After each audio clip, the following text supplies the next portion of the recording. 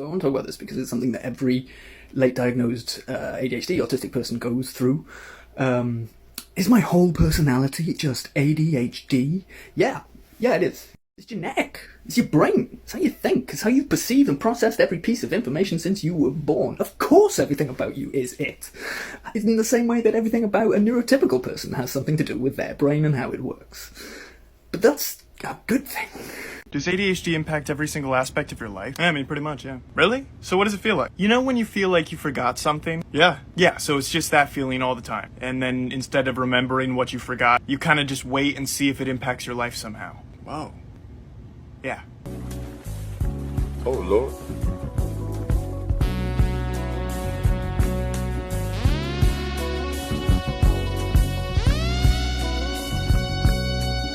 Feels like I'm going insane, yeah. It's a thief in the night to come and grab you.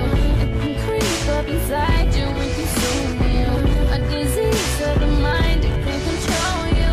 It's too Wanted more ADHD tips? Okay, you got them. Here are ones that I use every day. Please keep in mind I'm medicated. First tip, having a body double. If I need to get work done, I'll call a friend who also needs to get work done, and we'll do work together. They don't have to be working on the same thing as you. They can be working on anything. Consciously knowing that someone else is doing a thing makes my brain go, oh no, I should do the thing as well. I also used to organize Zooms where I do this with groups of people so that we could all get work done together. Next tip! There's literally no way I'd be anywhere without my Google Calendar. I know it sounds obvious. Even hanging out with friends, I ask them to send me Google Calendar invites, and some of them hate it, but they know that I will be there if they invite me. Especially use it for doctor's appointments. If they're calling me phone or if I'm in person, I'm like, hey, just give me 1 second to put in my calendar, otherwise I don't know if I'll do it. I don't have the working memory to know what I'm doing any day. And guess what? I don't need to because I have a calendar. Because I'm an adult. An adult at war with her mind. New tip. Have a side. Pair a side that you like to a thing you don't want to do. I don't want to do dishes and I don't want to clean my room, but I do enjoy listening to my late night boys. So I can listen to my late night boys while I do my cleaning. And then I'm like, ooh, suddenly you made bad thing fun. Bye. Having ADHD feels like being trapped in a locked room with 10 TVs on, all at the same time. And you don't have control over the remote. Someone else that you can't see or yell at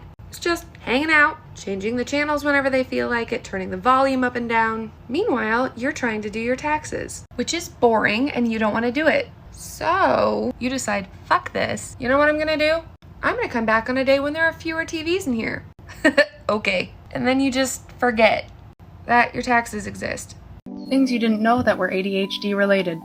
First off, we have rejection-sensitive dysphoria. This means that we are 4 times more likely to feel more rejected than other people. And this affects about 99% of us. No cap. This means that we're constantly thinking that we're annoying you, we're constantly thinking that you don't like us, and we're constantly thinking that you're disappointed in us. This can result in lashing out, overthinking, lack of communication, distancing, low self-esteem, high expectations for ourselves, and the fear of failure. And this often results in self-sabotage in all of our relationships.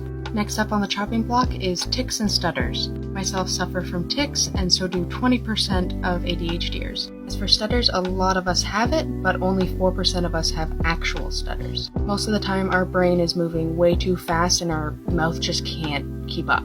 Oftentimes, if we have a tic or stutter in front of you, just please don't point it out. It's been like 2 months since I've seen you at the gym. Yeah, that's because I bought a car. Dog, I don't see the correlation. Okay, so I traveled to go get the car, and then because of that, I missed out on my workout routine, and then after that, I also couldn't afford to get food because the car was expensive, and then because I couldn't afford to get food, I didn't want to go to the gym because then it would be pointless to go work out if I couldn't feed myself properly, and then because I couldn't feed myself properly, I lost weight, and then because I lost weight, triggered my body dysmorphia, and then because of that, I didn't want to go back to the gym, and so then that finally figured itself out after like 2 months, and then so now that's why I'm back at the gym. Pineapple on a fork. It's about that time.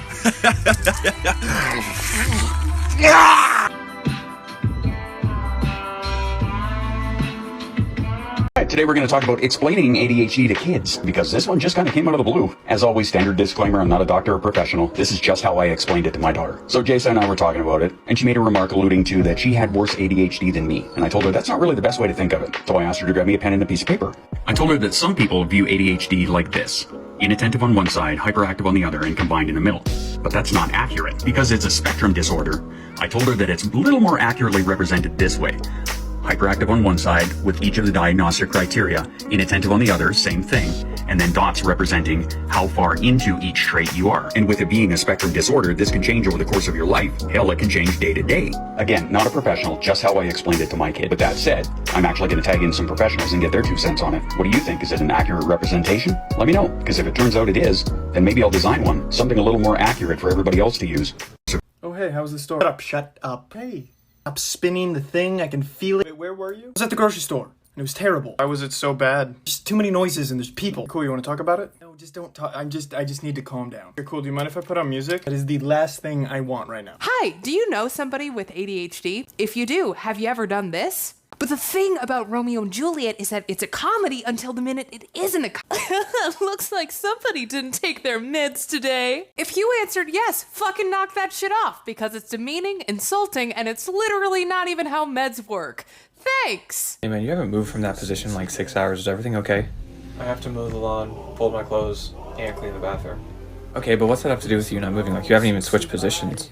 Sometimes there's so much anxiety around our executive dysfunction that our brain will basically sideline our body as a way to avoid the stress.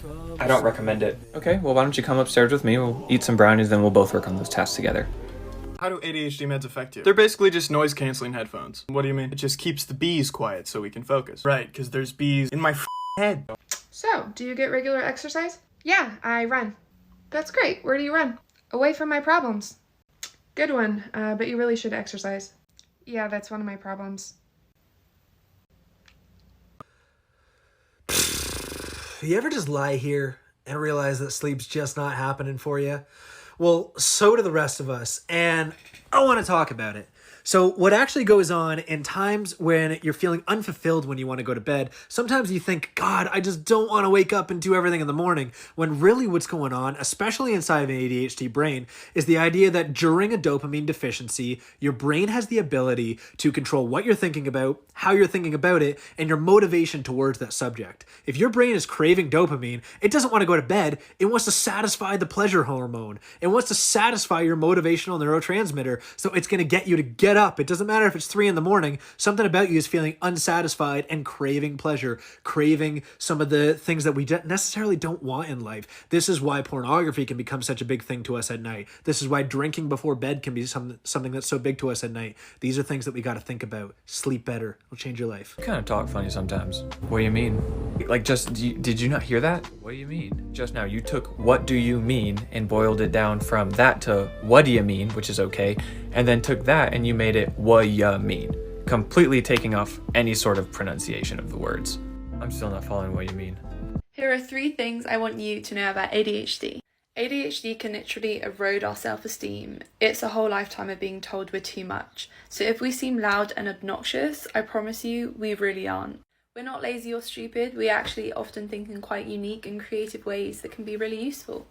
And number 3, ADHD can make it quite hard for us to regulate our emotions, so we can experience really high highs and really low lows, and this can often mean that we're unpredictable. It can appear like we're having extreme reactions to things, but at the end of the day, no one else is going to get excited as us for something that you've got going on. Welcome to today's episode of Stuff Not to Say to People with ADHD. I'm just really struggling today. My house is a mess and I'm so behind and I just don't know what to do. Well, that's easy. You just have to try harder to focus and apply yourself. What's the difference between ADD and ADHD? ADD doesn't exist anymore. I have ADD. You have ADHD now. I'm not hyper. That's because ADHD can present itself as hyperactive and attentive or combined. Then I'm the inattentive type. There's no such thing as types either. My cousin's diagnosis, it says inattentive because your cousin was presenting more inattentive during the diagnosis on that day. So confused. There's ADHD and then there's inattentive, combined, and there's hyperactive. A person with ADHD will switch through these presentations depending on the year, on the moment, depending on the hour. That makes sense? Why? We're getting better at science and it makes it way less confusing. Or apparently not. Ooh, a fresh pie?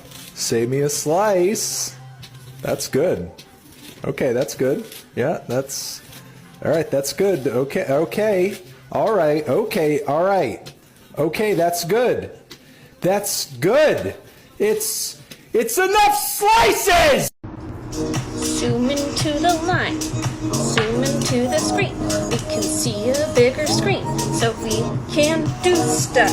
We have stuff on one screen, and now we have another screen. And if we zoom in, then we know the main stuff.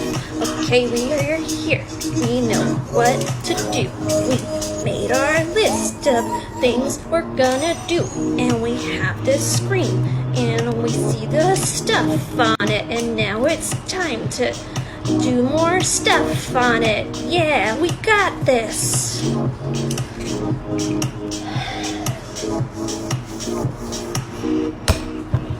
Okay, hang on, stop scrolling. Can you do me a favor?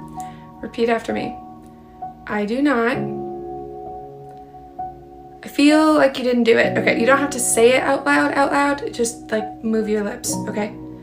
I do not need to have a clean house to be worthy of love. I do not need to answer texts if I don't want to. I do not need to finish every item on my to-do list. I do not need to be skinny to be beautiful. I do not drink enough water. Go get some. I love you. Have a good day.